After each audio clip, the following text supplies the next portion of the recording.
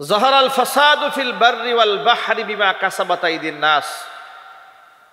কোরআন বলেছে পৃথিবীতে জলে এবং স্থলে যত প্রকার বিপর্যয় সৃষ্টি হয়েছে, ভাঙন তৈরি হয়েছে, ফাসাদ তৈরি হয়েছে, অরাজকতা সৃষ্টি হয়েছে, এসব মানুষের হাতের কামাই করা। মানুষ যে অন্যায় করে সে পাপের প্রায়শ্চিত্ত তো মানুষকে আমি ওইভাবে দেই না। কে বলছেন? একটু জোরে আওয়াজে বলেন। আল্লাহ পাক বলছেন যা হয়েছে পৃথিবীতে জলে এবং স্থলে মানুষের কর্মের কারণে হয়েছে, তবে এতটুকুন সামান্য দেই, মাঝে মাঝে বিপদ দে, জলোচ্ছ্বাস দে, ঘূর্ণিঝড় দেই, সিডর দে, আইলা দেই। এগুলো কেন দেই? লিয়ুযীকাহুম বা'দাল্লাযী আমিলু লাআল্লাহুম ইয়ারজিউন। এই শাস্তিটা দেই যাতে করে এরা আমার দিকে ফিরে আসতে পারে, এরা যেন অনুভব করতে পারে যে সকল কিছুর ঊর্ধ্বে একজন আছেন। তিনি কে? জোরে বলুন। যেমন আমেরিকা কিছুদিনের জন্য ভুলে গিয়েছিল যে স্রষ্টা একজন আছেন।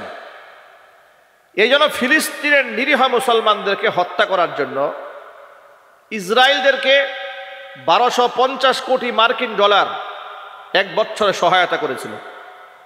ডোনাল্ড ট্রাম্প ক্ষমতায় আসার প্রারম্ভে ইহুদিদেরকে আশ্বস্ত করেছিল এবার যদি সে ক্ষমতায় যেতে পারে তাহলে গাজাতে মুসলমানদের বাকি যতটুকুন বসত ভিটা আছে সেটাও আর সে রাখবে না, জ্বালিয়ে পুড়িয়ে ছাই বানিয়ে দেবে।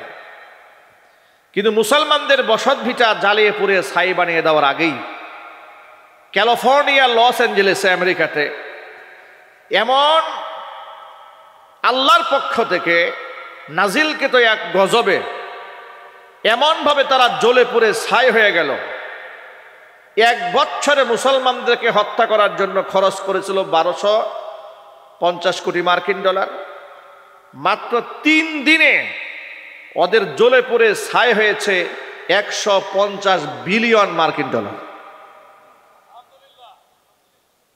সকল ক্ষমতার মালিককে আরো জোরে বলেন। আল্লাহ যে একজন আছেন এটা মনে রাখার দরকার আছে না নাই? কিন্তু পৃথিবীর স্বৈরাচারেরা এগুলো মনে রাখে না, ঠিক কিনা বলেন?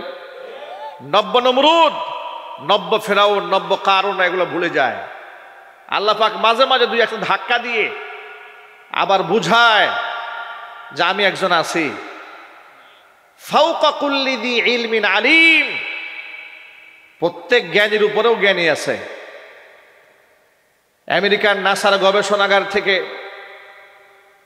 তারা মহাকাশে তারা কত কিছু উৎক্ষেপণ করে, রকেট পাঠায়, মঙ্গলে যায়, চাঁদে যায়, বিশ্ব পরিমণ্ডল নিয়ে গবেষণা করে।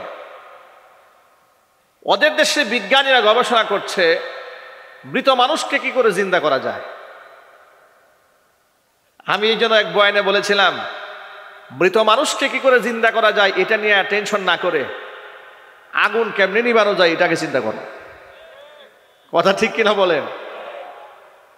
আল্লাহ পাক যে আছেন এটা মাঝে মাঝে আল্লাহ একটু স্মরণ করান, একটু ধাক্কা দিয়ে আল্লাহ এই কথাই বলছেন যাহারাল ফাসাদু ফিল বাররি ওয়াল বাহরি, জলে স্থলে বিপর্যয় সৃষ্টি হয়েছে, এমনিতে হয়নি, বিমা কাসাবাত আইদিন নাস, এটা মানুষের হাতের কামাই করা ফসল।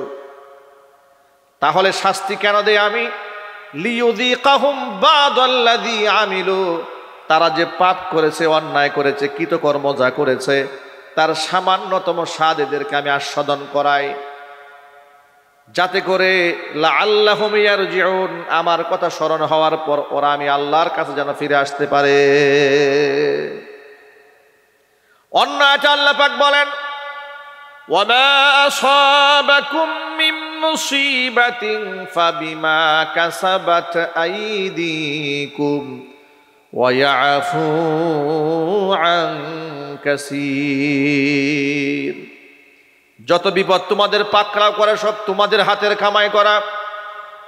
ওয়া ইয়াফু আন কাসীর, অধিকাংশ গুনাহ আমি আল্লাহ পাক এমনিতেই মার্জনা করে দেই। জোরে বলেন সুবহানাল্লাহ। এগুলা তোমাদের কামাই করা ফসল।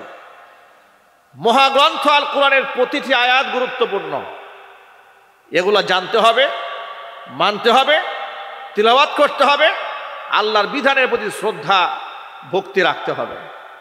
কোরআনের মহাব্বত মানুষকে জান্নাত পর্যন্ত পৌঁছে দেয়। কোরআন মানুষকে সঠিক পথের দিশা দেয়। কোরআনের দিক নির্দেশনা দিয়ে যদি কোনো ব্যক্তি চলে, ব্যক্তি আলোকিত হয়। কোরআন দিয়ে যদি কোনো সংসার চলে, ওই সংসারটা জান্নাতি সংসার হয়। কোরআন দিয়ে যদি কোনো সমাজ চলে, এই সমাজটা একটি নেককার দুর্নীতিমুক্ত একটি সমাজ ব্যবস্থায় পরিণত হয়। কোরআন দিয়ে যদি একটা দেশ চলে, রাষ্ট্র চলে, ওটা পৃথিবীর মধ্যে সে রাষ্ট্রটি একটা মডেল রাষ্ট্রে পরিণত হয়। কথা ঠিক কিনা বলেন? ১৫০০ বছর আগে কোরআন দিয়ে ইসলামের খেলাফত চলেছে।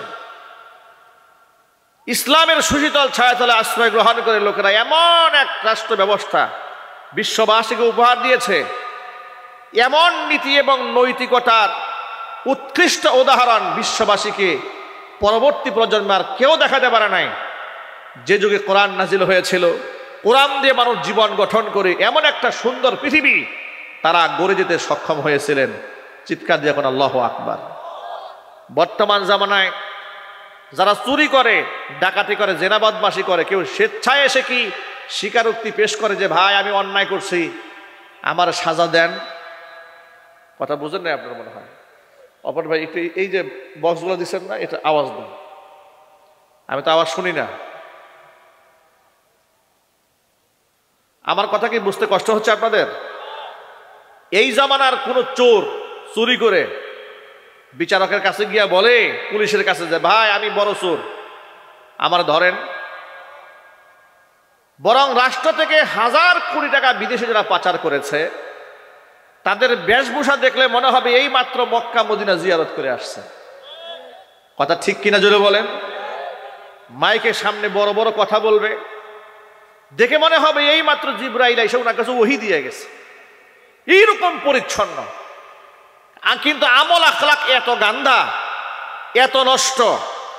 পাপের যদি দুর্গন্ধ থাকতো, তাহলে এই যে ১,০০০ মানুষ আমরা জমা হয়ে বসে আছি না, আমরা কেউ কারো পাশে ঘেঁষতে পারতাম না। দুর্গন্ধে এক একজনের দম ফেটে মারা যেত। ঠিক কিনা জুড়ে বলেন? আল্লাহ পাক আমাদের জন্য রহম করেছেন, পাপের কোনো দুর্গন্ধ আল্লাহ দেননি।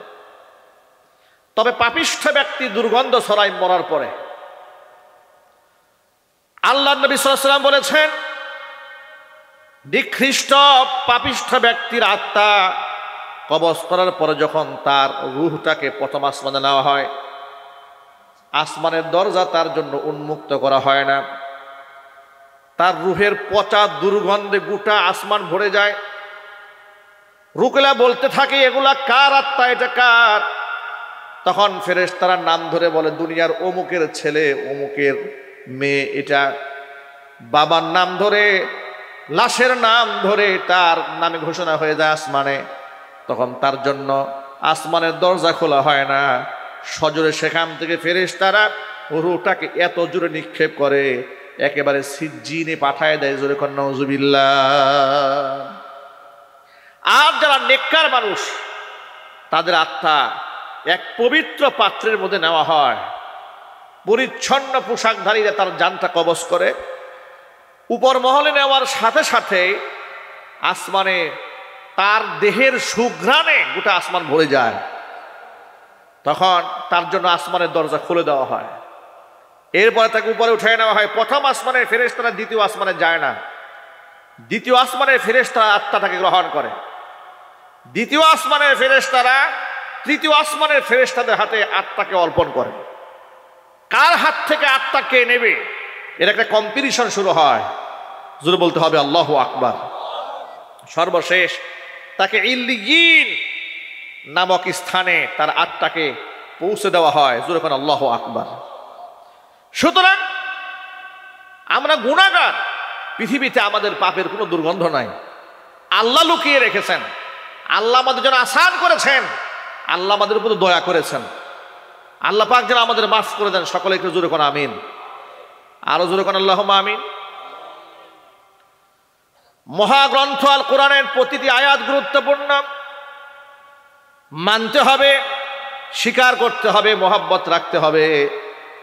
কোনো ব্যক্তি যদি আল্লাহ পাকের আয়াত মান্য করে আর সে অনুযায়ী সমাজ পরিচালনা করে, আল্লাহ পাক ওই সমাজটাকে জান্নাতি সমাজ বানিয়ে দেন।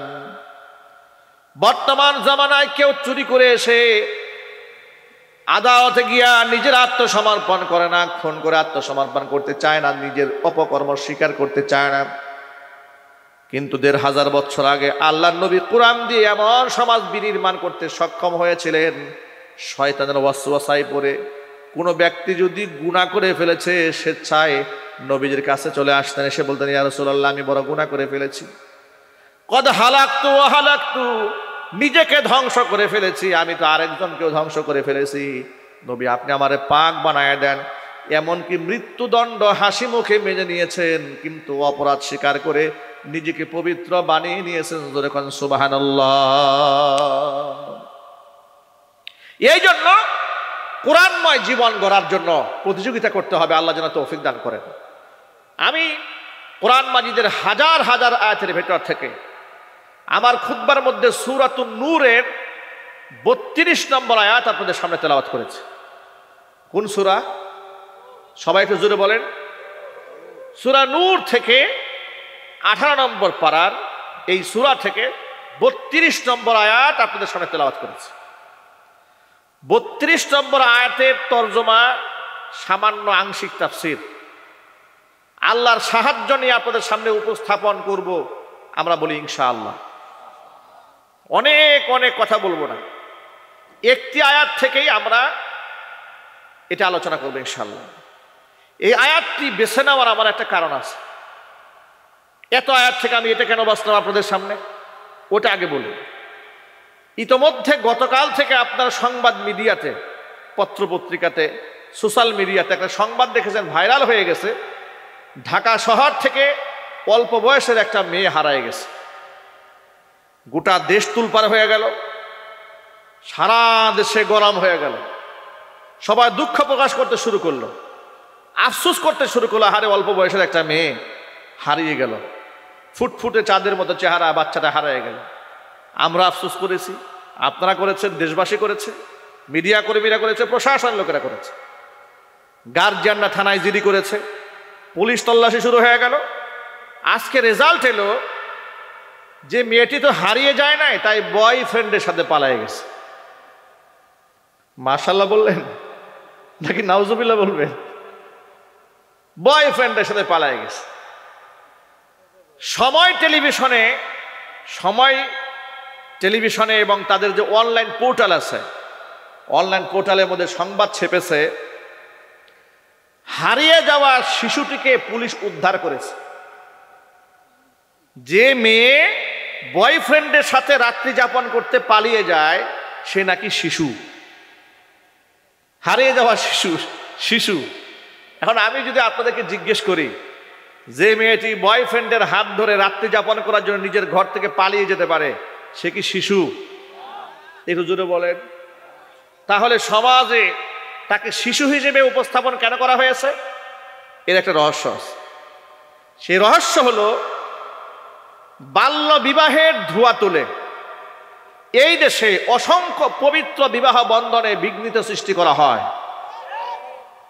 বাল্য বিবাহ নিয়ে বহুত সরগরম ময়দান, মেয়েদের এই হয়ে যাবে, সেই হয়ে যাবে, এত ক্ষতি হয়ে যাবে, কিন্তু বাল্য প্রেম নিয়ে এই দেশে কোনো আলাপ নাই। হাত্তাকে 2019 সালে সাভারের একটি মেয়ের বিবাহ অনুষ্ঠান হচ্ছে, সেখানে প্রশাসনের লোকেরা গেলেন, দায়িত্বশীলরা গেলেন, অন দ্য রেকর্ড এখনো ভিডিওটা সোশ্যাল মিডিয়াতে খুব ভাইরাল। মেয়েটাকে ডেকে জিজ্ঞেস করা হলো, তোমার বাপ মা তোমাকে বিবাহ দিচ্ছে? মেয়েটি বলছে, বিবাহ দিচ্ছে বলতে কি আমি নিজেও বিবাহতে রাজি আছি। আলহামদুলিল্লাহ বলেন। মেয়েটি বিবাহ বলছে আমি বিবাহতে রাজি আছি, জোরপূর্বক আমার বাবা মাকে বিবাহ দিচ্ছে না। তাকে বলা হলো যে তুমি কি জানো না 18 বছর আগে যে মেয়েকে বিবাহ দেওয়া যায় না? বলে জানি। ছেলেটা আমাকে পছন্দ করে, এই জন্য বিবাহ হয়ে যাচ্ছে, আমিও ছেলেকে পছন্দ করি। তখন প্রশাসনের লোক ভদ্র মহিলা বলছে যে তুমি অপেক্ষা করো, তোমাকে যেহেতু সে ছেলেটা পছন্দ করে 18 বছর পর্যন্ত তাকে অপেক্ষা করতে বলো, তোমরা বিবাহ করবে কেন? লাইলি মজনুর মতো প্রয়োজনে 18 বছর পর্যন্ত প্রেম করবে। এত আস্তে নাউজুবিল্লাহ বলেন আপনারা। এরা প্রকাশ্য দিবালোকে জনসম্মুখে ক্যামেরার সামনে আমাদের সন্তানদেরকে জিনার দিকে ডাকে, ব্যভিচারের দিকে ডাকে, অন্যায়ের দিকে ডাকে, বাল্য বিবাহের নামে পবিত্র নিকাহের বন্ধনকে বিঘ্নিত সৃষ্টি করে, শরীয়তের বিধানকে তারা টুকরা করে, জিনা ব্যভিচারকে প্রমোট করে। চিল্লায় বলতে হবে ঠিক কিনা? কসম আল্লাহর, ওরা আল্লাহর গোলাম নয়, ওরা শয়তানের গোলাম। ওরা কার গোলাম? শয়তানের গোলাম। এই শয়তানের গোলামদের কারণে এই সমস্ত মেয়েরা বয়ফ্রেন্ডের হাত ধরে পালিয়ে যায়। তার কারণ সঠিক সময়ে বাবা মা ছেলেদেরকেও বিবাহ করাচ্ছে না। এই জন্য অবৈধ প্রেম ভালোবাসা এই দেশের মধ্যে আছে না নাই? আরো জোরে বলতে হবে, আছে না নাই? পুলিশ তাকে জিজ্ঞেস করলো, কেন আসলে তুমি? বাসায় কোনো অসুবিধা, চাপ?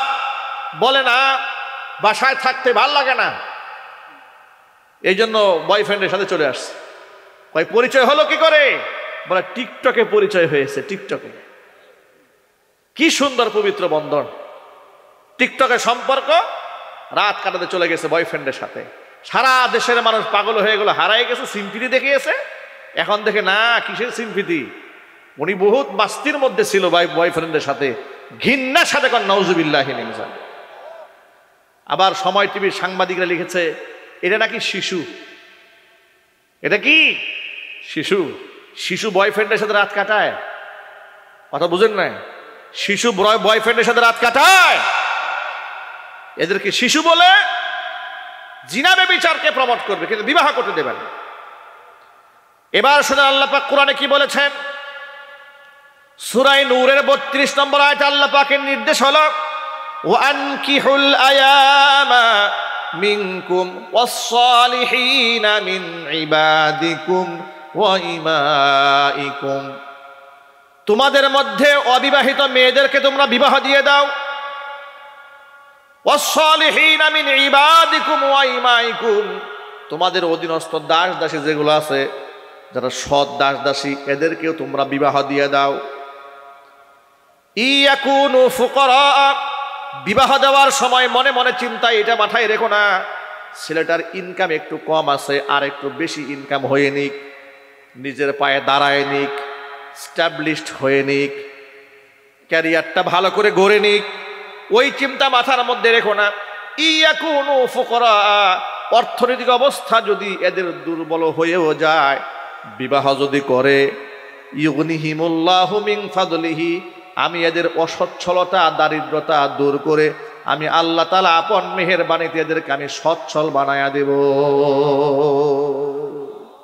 ওয়াদাকার? আল্লাহর নাম নিতে কষ্ট হচ্ছে আপনাদের? ওয়াদাটা কার? আল্লাহ বলছেন যদি এদের অর্থনৈতিক একটু সংকট থাকে, বিবাহ দিয়ে দাও, বিবাহ করায় দাও।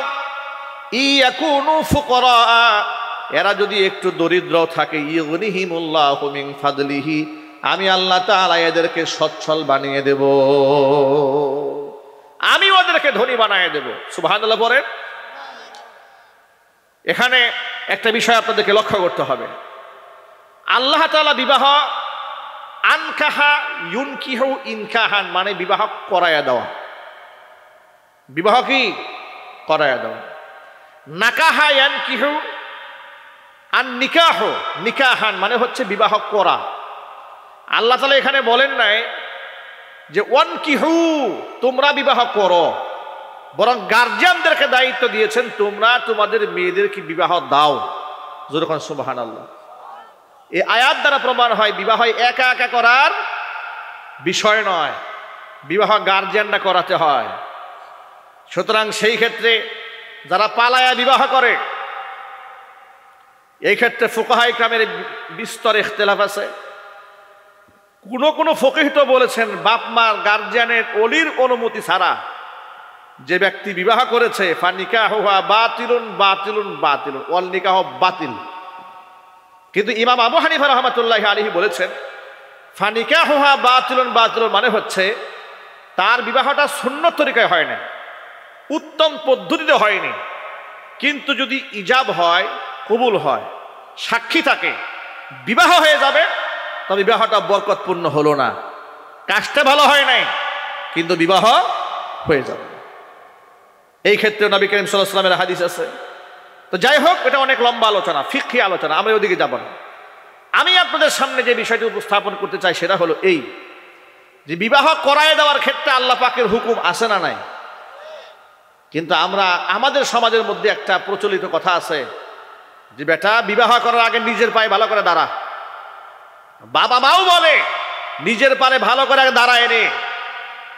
শিল্পপতি কোটিপতি বাবা, টাকা পয়সার অভাব নাই, ছেলেকে বিবাহ করায় না, মেয়েকেও বিবাহ দেয় না। স্বপ্ন দেখে মেয়ে ডাক্তার হবে, ইঞ্জিনিয়ার হবে, ব্যারিস্টার হবে, প্রফেসর হবে, এরপরে বিবাহ করবে। আপনি যে আপনার যুবতী মেয়েটাকে বিশ্ববিদ্যালয়ে পাঠিয়ে দিয়েছেন, হোস্টেলে রেখেছেন, চরিত্রের খবর রেখেছেন, ক্যারিয়ারের কথা চিন্তা করতে করতে ক্যারেক্টারের তো খবর রাখেন নাই। কথা বলে না কেন ভাই? বাস্তবতা আছে না নাই? চরিত্র তো বরবাদ হয়ে যাচ্ছে। সিনেমা হলের দিকে তাকায় দেখেন, পার্কের দিকে তাকায় দেখেন, মেলাগুলার দিকে তাকায় দেখেন, সেখানে নারী পুরুষের অবাধ মেলামেশার দরুন লজ্জায় কারো দিকে তাকানো যায় না। এরা কেউ মঙ্গল গ্রহ থেকে টপকায় পড়ে নাই, কিন্তু তারা কিন্তু আমাদের সমাজের ছেলে মেয়ে। এই অন্যায়ের সাথে তারা কেন জড়িয়েছে? আমরা সঠিক সময় এদেরকে বিবাহ দিতে পারি নাই, এই জন্য আমাদের সন্তানগুলো নষ্ট হয়ে যাচ্ছে। হযরত আলী কাররামাল্লাহু ওয়াজহাকে আল্লাহ নবী সাল্লাল্লাহু আলাইহি সাল্লাম বলেছেন, ইয়া আলী সালাসুন লা তুআখিরহা, তিনটা কাজে তুমি বিলম্ব করবে না। আল্লাহ নবী তার নিজের মেয়ের জামাইকে বলেছেন কয়টা কাজে বিলম্ব করা যাবে না? তিনটা আঙ্গুল উঁচা করেন, ভালো করে তোলেন। আল্লাহর নবী সাল্লাল্লাহু আলাইহি ওয়াসাল্লাম বলেন, ইয়া আলী সালাসুন লা তুআখিরহা, তিনটি কাজে বিলম্ব করবে না কখনো।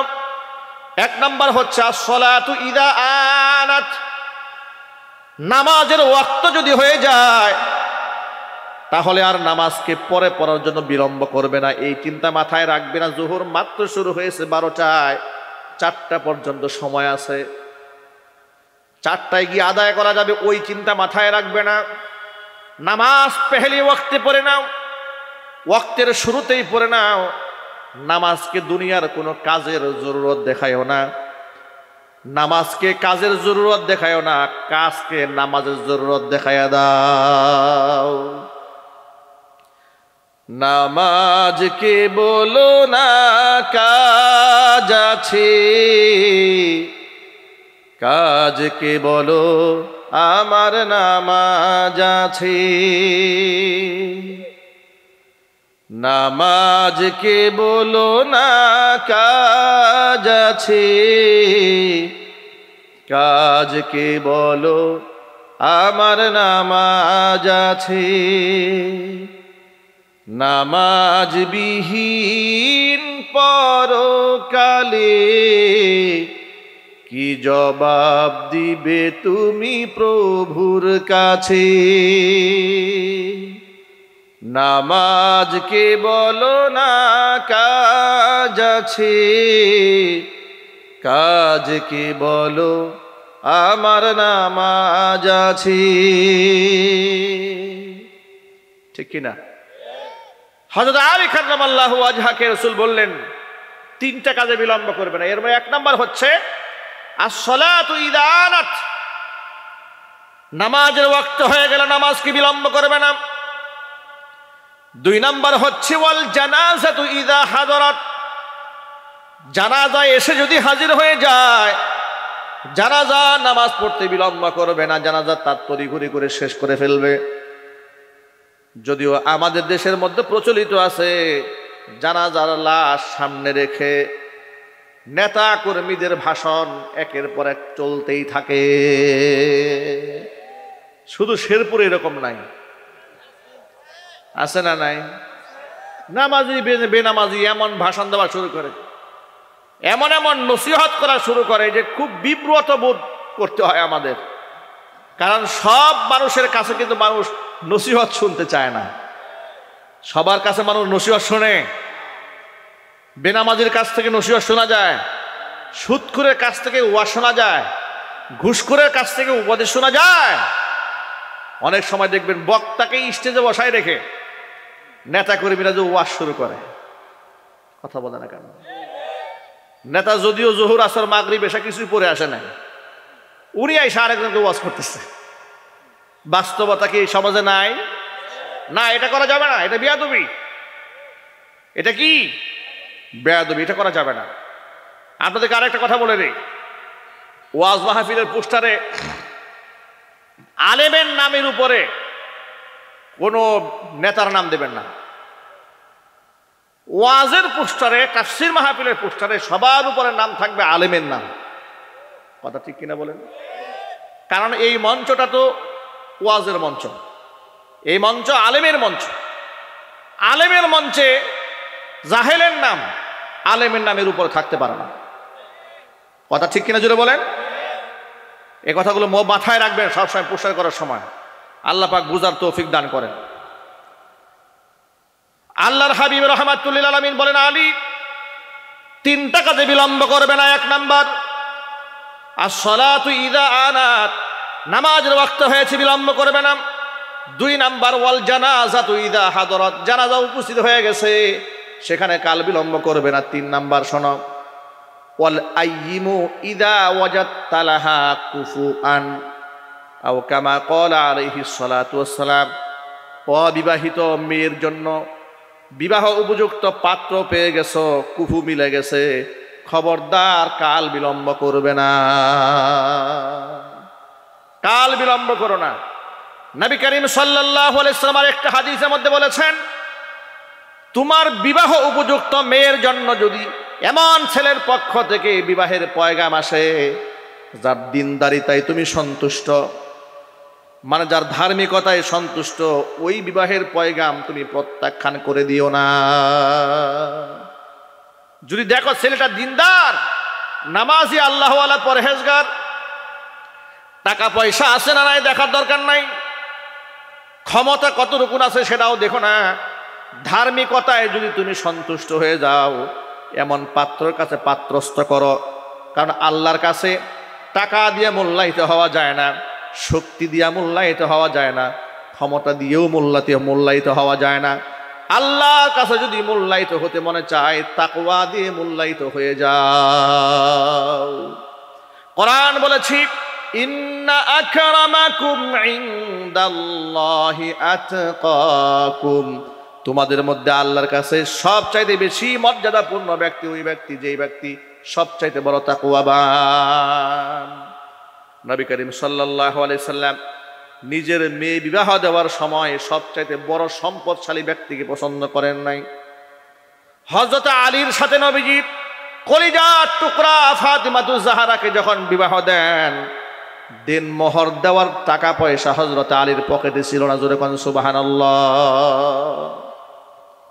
অথচ আল্লাহর নবী যদি চাইতেন তৎকালীন যুগের আরবের সবচাইতে বড় ধনীর কাছে মেয়ে বিবাহ দেবেন, সেটা রাসূল পারতেন না? এটা জোরে বলেন না ভাই, পারতেন না? পারতেন। আল্লাহ নবী এটা করেন না। আলী মোহর দেওয়ার মতো টাকা নাই, জিহাদের যাওয়ার জন্য যে বর্ম ছিল সেগুলা বিক্রি করে মোহরের টাকা জুগিয়েছেন। জোরে কোন আল্লাহু আকবার। তাকে সিলেক্ট করেছেন। আল্লাহ নবী সাল্লাল্লাহু আলাইহি সাল্লাম কোনোদিন সম্পদ দিয়ে মানুষকে মর্যাদার বান হিসেবে গ্রহণ করেন নাই, তাকওয়া দিয়ে গ্রহণ করেছেন। নবীজি সাল্লাল্লাহু আলাইহি সাল্লামের সামনে একজন সাহাবী আসলেন, তার নাম জুলাইবিব রাদিয়াল্লাহু তাআলা আনহু। দেখতে কালো মানুষ, খাটো মানুষ, বেটে মানুষ, সম্পদ নাই। রাসূলকে এসে বলেন, ইয়া রাসূলুল্লাহ, ইয়া হাবিবাল্লাহ, আমি যদি জান্নাতে যাই তো জান্নাতে যে হুরের বর্ণনা আপনার মুখ থেকে শুনেছি, জান্নাতে যে হুরের বর্ণনা সূরা আর রহমানে আছে, এমন হুর কি আল্লাহ তাআলা আমার মতো জুলাইবিবকে দিবে নাকি? নবীজি তার মনোভাব বুঝতে পারলেন যে সে কালো মানুষ, খাটো মানুষ হিসেবে নিজেকে বড় তুচ্ছ মনে করছে। হুজুর জুলাইবিবকে জিজ্ঞেস করলেন, ইয়া জুলাইবিব হাল্লা তাতাজাওয়াজ, ও জুলাইবিব তুমি বিবাহ করো না কেন? জুলাইবিব বললেন, নবীজি আমার মতো কালো মানুষ, খাটো মানুষ, বেটে মানুষ, সম্পদ হারা মানুষকে কে বিবাহ করবে?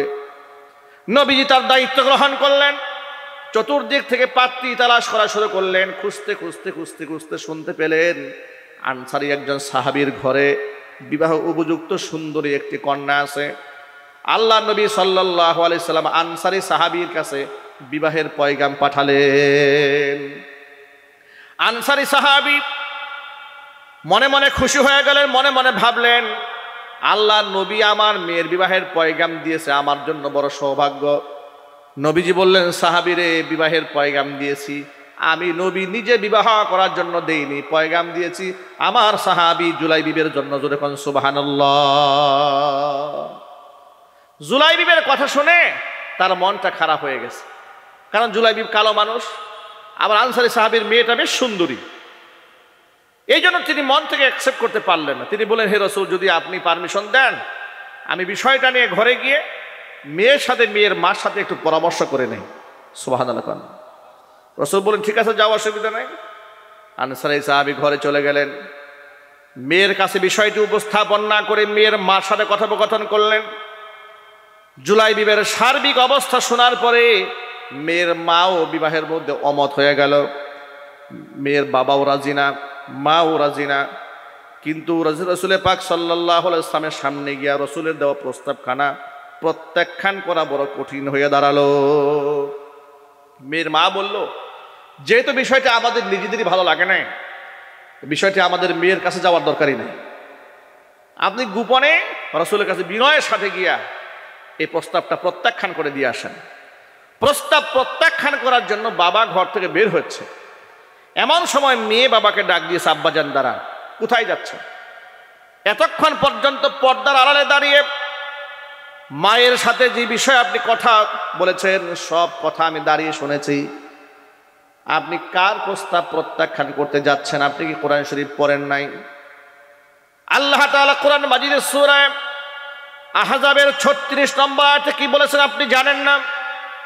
আল্লাহ পাক আয়াতের মধ্যে বলে দিয়েছেন, ওয়ামা কানা লিমুমিনিন ওয়ালা মুমিনাতিন ইযা কাদাল্লাহু ওয়া রাসূলুহু আমরান আন ইয়াকুনা লাহুমুল খিয়ারাতু মিন আমরিহিম ওয়া মান ইয়াসিল্লাহা ওয়া রাসূলাহু ফাকাদ দাল্লা দালালাম মুবিনা। আমি আল্লাহ এবং আমার রাসূল যদি কোনো ব্যাপারে কোনো সিদ্ধান্ত দিয়ে ফেলে, ওয়ামা কানা লিমুমিনিন ওয়ালা মুমিনাতিন, আমি আল্লাহ এবং আমার রাসূলের সিদ্ধান্তের মাঝখানে কোনো ইমানদার নারী পুরুষের অধিকার নাই ওই সিদ্ধান্তের মধ্যে নিজের মতামত ব্যক্ত করার। কারণ সিদ্ধান্ত যদি হয়ে যায় আল্লাহর, সিদ্ধান্ত যদি হয় কার? সিদ্ধান্ত হয় যদি আল্লাহর, সিদ্ধান্ত হয় যদি নবীজির, সেই ক্ষেত্রে সাধারণ মুসলমানের মতামত ব্যক্ত করার কোনো অধিকার নাই। কোনো ব্যক্তি যদি আল্লাহ এবং রাসূলের সিদ্ধান্ত অমান্য করে, ফাকাদ দাল্লা দালালাম মুবিনা, সেই ব্যক্তি সুস্পষ্ট গোমরা হয়ে যায়। ও আব্বাজান, নবীজি সাল্লাল্লাহু আলাইহি ওয়াসাল্লামের সিদ্ধান্তকে অমান্য করবেন না। তিনি যে প্রস্তাব দিয়েছেন তার কাছে গিয়া বলবেন, হে আল্লাহর হাবিব, যে প্রস্তাব আপনি দিয়েছেন অর্থাৎ জুলাইবিবকে আমার মেয়ের জন্য সিলেক্ট করেছেন, আমার মেয়ে হাসি মুখে আপনার দেওয়া পাত্রকে গ্রহণ করে নেওয়ার জন্য রাজি হয়ে গেছে। মনের বিরুদ্ধেও যদি চলে যায়, ইসলামকে এভাবেই রেসপেক্ট করতে হয়, সম্মান করতে হয়, গ্রহণ করতে হয়। যুক্তিতর্ক দিয়ে ইসলামের বিধান থেকে মুখ ফিরে নিতে হয় না। অথচ আমাদের সামনে ইসলামের কোনো বিধান আসলে আমরা কত যুক্তিতর্ক সামনে দাঁড় করায় দেই। দিনদারিতার কোনো মূল্যায়ন আমাদের কাছে নাই। ছেলে বিবাহ করাতে গিয়েও সবার আগে দেখি টাকা, মেয়ে বিবাহ দিতে গিয়েও সবার আগে দেখি টাকা। ঠিক কিনা বলেন? টাকা দেখি, আমরা ক্ষমতা দেখি, আভিজাত্য দেখি, যার ধরুন সংসারে সুখ হয় না, শান্তি হয় না, অল্পতেই ডিভোর্স হয়ে যাচ্ছে, তালাক হয়ে যাচ্ছে, পরকীয়ায় জড়িয়ে যাচ্ছে, স্বামী দ্বারা স্ত্রী নির্যাতিত হচ্ছে, স্ত্রী কর্তৃক স্বামী নির্যাতিত হচ্ছে। ঠিক কিনা বলেন? এর একমাত্র গ্যাপ তৈরি হয়েছে তাকওয়া। এটাকে আমরা প্রাধান্য দিইনি, ধার্মিকতাকে প্রাধান্য দিইনি। নবী করিম সাল্লাল্লাহু আলাইহি ওয়াসাল্লাম বলেছেন, তুনকাহুল মারআতু লিআরবাঈন, 4টা গুণ দেখে মেয়েদের বিবাহ হয়। 1 নম্বর লি জামালিহা, তার সৌন্দর্যতা দেখে বিবাহ হয়। ওয়ালি মালিহা, তার সম্পদ দেখে। ওয়ালি হাসাবিহা, তার বংশ দেখে। ওয়ালি দিন ইহা, তার ধার্মিকতা দেখে। ফাদ ফাদ বিদাতি দিন, ধার্মিকতার গুণকে প্রাধান্য দাও। তারিবাতি ইয়াদাক, ধার্মিকতার গুণকে যদি প্রাধান্য না দাও তাহলে তুমি ধ্বংস হয়ে যাবে। এ কথা কি আমি বলেছি নাকি আল্লাহ রসুল বলেছেন? আল্লাহ রসুল মিথ্যা কথা বলেন, ভুল কথা বলেন? আজকে সমাজের মধ্যে ডিভোর্স কারা হচ্ছে, তালাক কাদের হচ্ছে? যাদের মধ্যে বদ্দিন ঢুকে গেছে, তাদের সংসারের মধ্যে অশান্তি তৈরি হয়েছে, ঠিক কিনা বলেন? যাদের মধ্যে দিন আছে তাদের মধ্যে অশান্তি নাই। আমি আজকে আপনাদের সামনে কোরআন মাজিদের সূরা নূরের 32 নম্বর আয়াত কারিমা তেলাওয়াত করে আর আল্লাহ নবী সাল্লাল্লাহু আলাইহি ওয়াসাল্লামের হাদিসগুলো পাঠ করে আপনাদেরকে এই সবকটা শোনাতে চেয়েছি। আমাদের রাষ্ট্রে বিবাহ নীতিমালা যেটা আছে, 18 বছরের আগে মেয়েদের বিবাহ দেওয়া যাবে না, 21 বছর আগে ছেলে বিবাহ করতে পারবে না, এই আইনটা সংশোধন হওয়া দরকার। কথা বলেন, এটা আওয়াজ তুলতে হবে। কারণ আমাদের মেয়েরা 15, 16, 17 বছরে উপযুক্ত হয়ে যাচ্ছে, ঠিক কিনা জুড়ে বলেন? আমাদের ছেলেরা 18 বছরের গেলেই মোটামুটি সে বিবাহ করার উপযুক্ত হয়ে যাচ্ছে। সুতরাং বিবাহের জন্য 21 বছর অপেক্ষা করতে হবে, আর বিবাহ দেওয়ার জন্য 18 বছর অপেক্ষা করতে হবে। আর এই দিক থেকে আকাম কুকাম অন্যায় যা আছে সব হয়ে যাবে, এটা আমরা মানতে পারি না। আমরা জিনাকে কঠিন বানাতে চাই, বিবাহকে সহজ করতে চাই, যে আইন আল্লাহ পাক আমাদের জন্য করে দিয়েছে।